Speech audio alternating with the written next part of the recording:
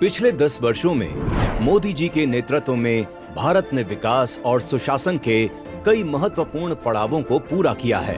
आर्थिक सामाजिक मोर्चों पर ऐसी उपलब्धियां हासिल की हैं जिनकी कल्पना भी 10 वर्ष पूर्व नहीं की गई थी।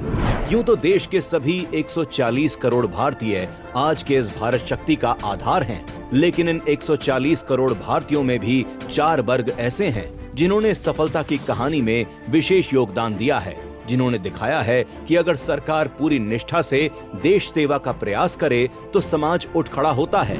इसी वर्ग को ज्ञान कहा गया है और इस ज्ञान में सबसे पहले है गरीब। पिछले 10 वर्षों में गरीब प्रधानमंत्री मोदी के एजेंडे में सबसे ऊपर रहे हैं।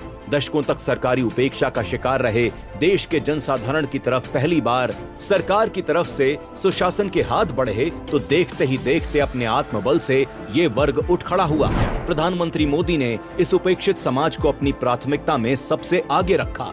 गरीब कल्याण के लिए प्रधानमंत्री उज्ज्वला योजना और प्रधानमंत्री आवास योजना जैसी योजनाओं के माध्यम से सरकार ने लाखों परिवारों को स्वच्छ ईंधन और खुद का घर मुहैया कराया है।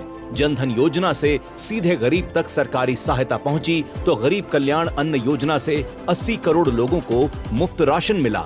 जहां एक तरफ सरकार ने गरीब की आवास और भोजन की चिंता खत्म की तो मुद्रा योजना और रेहड़ी पटरी वालों के लिए स्वनिधि योजना से गरीब को रोजगार की चिंता से भी मुक्त किया। इसके साथ ही आयुष्मान भारत योजना के द्वारा गरीबों को मुफ्त इलाज और स्वास्थ्य सेवाएं प्रदान की जा रही हैं। इसका परिणाम ये हुआ कि पिछले 10 वर्षों में करीब 25 करोड़ लोग गरीबी रेखा से बाहर निकलने में कामयाब रहे हैं। जहां एक तरफ देश का गरीब इन 10 वर्षों में पहली बार गरीबी की दलदल से बाहर निकल रहा था, तो वहीं ज्ञान में दूसरा वर्ग यानी युवा भी इन्हीं 10 वर्षों में सफलता की नई कहानी लिख रहा था। युवाओं के लिए मोदी सरकार ने स्किल इंडिया और स्टार्टअप इंडिया जैसी योजनाएं शुरू की हैं, जिनका उद्देश्य उन्हें रोजगार और आत्मनिर्भरता के नए अवसर प्रदान करना है। स्किल इंडिया के तहत युवाओं को विभिन्न क्षेत्रों में तकनीकी कौशल और प्रशिक्षण दिया जा रहा है, जिससे वे रोजगार के योग्य बन रहे हैं। स्टार्टअप इंडिया ने उद्यमिता को बढ़ावा दिया है, जिससे युवा खुद के व्यवसाय शुरू कर रहे हैं और न केवल अपने लिए बल्कि दूसरों के लिए भी रोजगार के अवसर सृजित कर रहे हैं। साथ ही डिजिटल इंडिया के माध्यम से डिजिटल साक्षरता को बढ़ावा दिया गया है, जिससे युवाओं को इंटरनेट और तकनीकी कौशल से लैस किया जा सके। गरीबों की तरह अन्नदाता यानी किसानों की खुशहाली के लिए प्रधानमंत्री किसान सम्मान निधि योजना के माध्यम से सरकार अब तक सीधे किसानों के बैंक खातों में 3.68 लाख करोड़ रुपए की वित्तीय सहायता प्रदान कर चुकी है, जिससे उनकी आय में बढ़ोतरी हो रही है और उनके कृषि कार्य को स्थिरता मिल रही है। इसके साथ ही पिछले 10 वर्षों में मिनिमम सपोर्ट प्राइस यानी MSP में 2 गुने से ज्यादा की बढ़ोतरी की है, जिससे किसानों को अपनी फसलों का बेहतर मूल्य मिल रहा है। इसके अलावा कई योजनाओं के माध्यम से सिंचाई, उर्वरक और बीजों की उपलब्धता में सुधार किया गया है, जिससे किसानों को अपने उत्पादन में वृद्धि करने में मदद मिली है। साथ ही अब तक 21.95 करोड़ किसानों को फसल बीमा का भी लाभ मिल चुका है।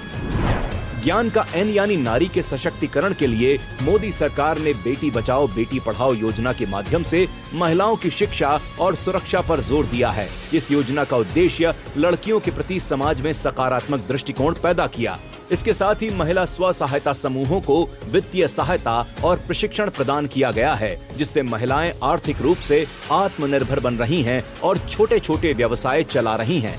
विश्व में सबसे अधिक 6 माह का मातृत्व अवकाश कामकाजी महिलाओं के लिए मातृत्व के सुखद एहसास को अनुभव करने में सहायक सिद्ध हो रहा है, तो वहीं लोकतंत्र में आधी आबादी की भागीदारी सुनिश्चित करने के लिए नारी शक्ति बंधन अधिनियम से संसद में 1/3 सीटें महिलाओं के लिए आरक्षित की गई हैं। इन्हीं 10 सालों में देश को 3 तलाक जैसी कुप्रथा से भी मुक्ति मिली है। मोदी सरकार का दृष्टिकोण हमेशा सभी का साथ, सभी का विकास रहा है और इन योजनाओं के माध्यम से सरकार ने समाज के हर वर्ग, विशेष रूप से गरीब, युवा, अन्नदाता और महिलाओं के उत्थान में अहम भूमिका निभाई है। इन पहलों ने न केवल इन वर्गों के जीवन स्तर को बेहतर बनाया है, बल्कि एक समृद्ध और सशक्त राष्ट्र के आधार के तौर पर इन वर्गों का सशक्तिकरण सुनिश्चित किया